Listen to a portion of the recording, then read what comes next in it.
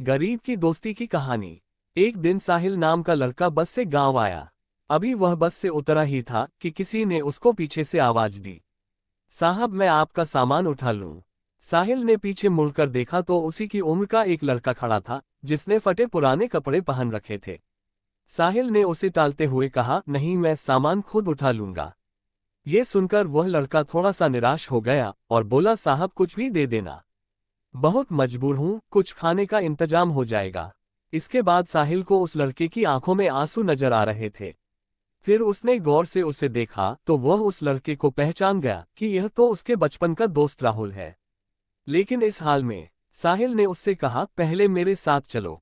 वह उसे पास के एक ढाबे पर ले गया और साहिल ने कहा, क्या खाओगे?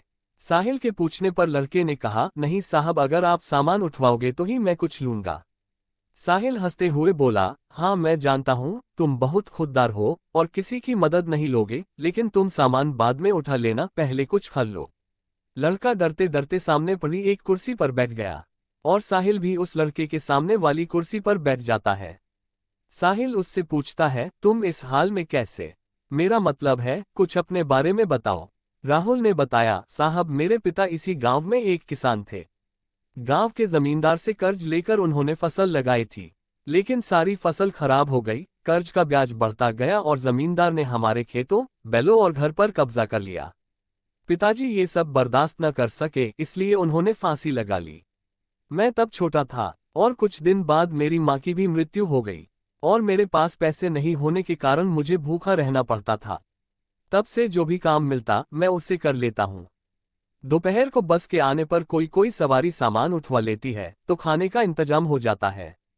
तभी खाना आ गया। खाना देखकर राहुल बोला, साहब ये तो बहुत महंगा होगा, मेरी मजदूरी तो बस 10 रुपये बनती है, ये सब मैं कैसे चुका पाऊंगा? साहिल हंसते हुए बोला, अभी मैं आया हूँ और बाद में वापस भी जाऊंगा, तब मेरा सामान उठा लेना। साहिल उसे जानबूझकर अपनी पहचान नहीं बता रहा था। उसे पता था अगर उसने ऐसा किया तो राहुल उससे मदद नहीं लेगा। राहुल बहुत भूखा था, वह जल्दी जल्दी खाना खाने लगा। इधर साहिल कुछ देर के लिए पुराने दिनों में खो गया। उस समय दोनों एक ही स्कूल में पढ़ते थे, दोनों साथ साथ खेलते थे।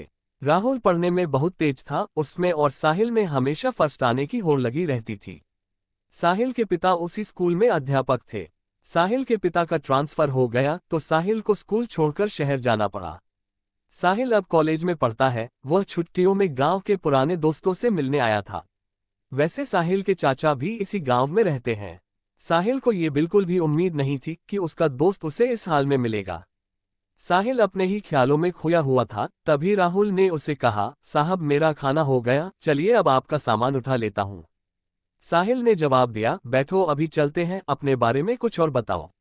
अब कहाँ रहते हो और आगे क्या करोगे? राहुल ने जवाब दिया, साहब क्या करोगे मेरे बारे में जानकर? मेरे जैसे लोग ऐसे ही सड़क पर मजदूरी करते रहते हैं और एक दिन ऐसे ही मर जाते हैं। एक समय था, हमारे पास भी सब कुछ था। वो जो सामने आप स्कूल देख रहे हैं, मैं वहां पढ़ा करता था। साहिल बोला, अब पढ़ने का मन नहीं करता। राहुल बोला, साहब माता पिता का साया क्या होता है, ये उनके जाने के बाद पता लगता है। मेरे पिता मुझे सरकारी अफसर बनाना चाहते थे। साहिल उसकी बातें गौर से सुन रहा था और राहुल को एक पल के लिए भी यह एहसास नहीं हुआ कि साहिल उसका बिछड़ा हुआ दोस्त है। राहुल ने पूछा, साहब आप यहाँ किसके घर आए हैं? साहिल ने अपनी पहचान छिपाते हुए कहा, नहीं मैं यहाँ किसी के घर नहीं आया हूँ, मैं तो बस ऐसे ही गांव घूमने आया था। यहाँ कोई होटल मिलेगा रुकने के लिए?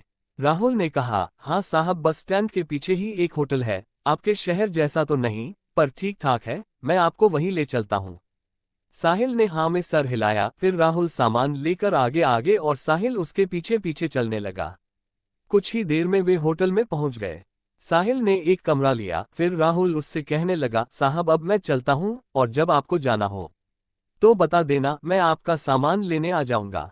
साहिल बोला, अरे रुको, ये कमरा मैंने 2 लोगों के लिए लिया है, क्या तुम मेरे साथ रहोगे? राहुल बोला, नहीं साहब, कहाँ मैं और कहाँ आप, वैसे भी मैं तो कहीं भी सो जाता हूँ। मेरा बिस्तर एक पेड़ के ऊपर रखा होता है और वहीं पेड़ के नीचे चबूतरे पर मैं सो जाता हूँ।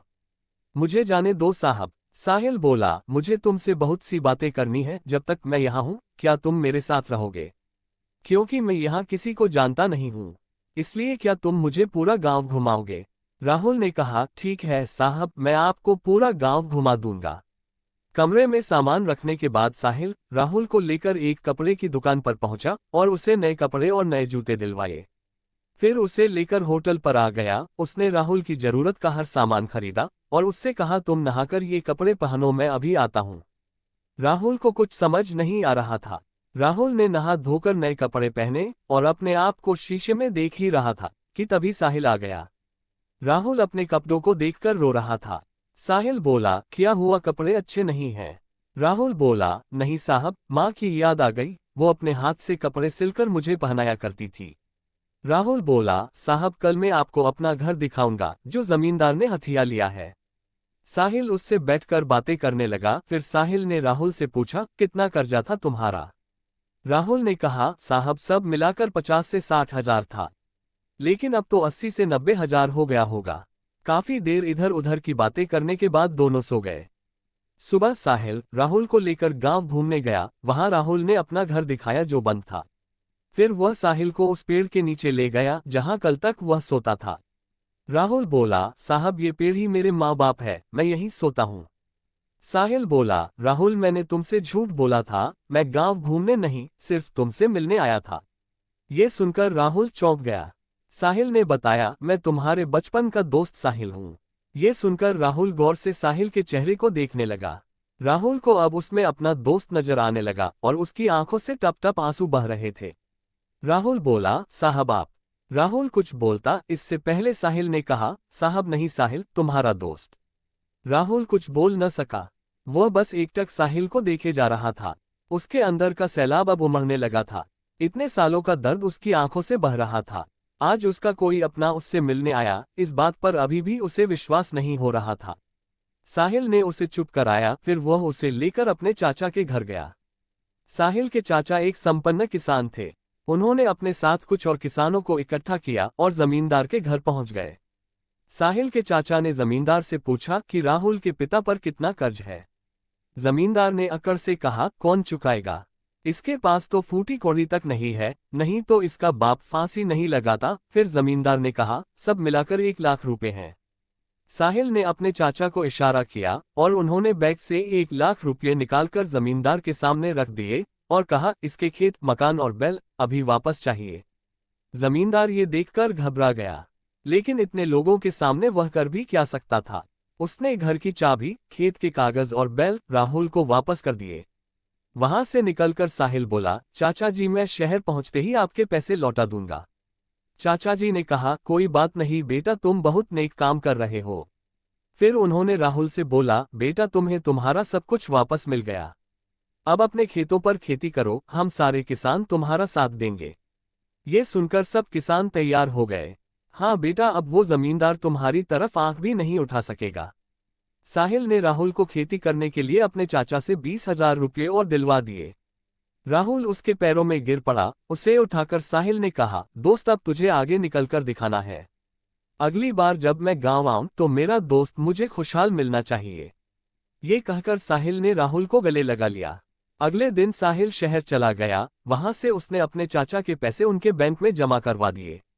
इसके 6 महीने बाद एक दिन साहिल दरवाजे की घंटी सुनकर दरवाजा खोलने गया तो देखा सामने राहुल खड़ा था। राहुल 6 महीने में बिल्कुल बदल गया था। साहिल ने उसे गले से लगा लिया और घर के अंदर आकर राहुल ने साहिल के माता पिता के पैर छुए। साहिल बोला, अचानक यहाँ कैसे, सब ठीक तो है? उस जमींदार ने परेशान तो नहीं किया? राहुल बोला, नहीं यार सब ठीक है, तेरे चाचा और दूसरे किसानों ने मेरी बहुत मदद की, अब तो सब ठीक है। मेरी फसल भी अच्छी हुई है, उसी की कमाई से तेरा कर्ज चुकाने आया हूँ। ये 20,000 हैं, बाकी धीरे धीरे चुका दूंगा। साहिल बोला, तू मेरा भाई है, मैंने तुझे कोई कर्ज नहीं दिया था और तूने सोच भी कैसे लिया मुझे पैसे देने की? मैं ये पैसे नहीं ले सकता। लेकिन राहुल जिद करने लगा। तब साहिल के पिता ने कहा, बेटा रख लो, ये इसकी खुददारी है। जो शिक्षा मैंने इसे दी थी यह उसी का पालन कर रहा है। साहिल पैसे रख लेता है।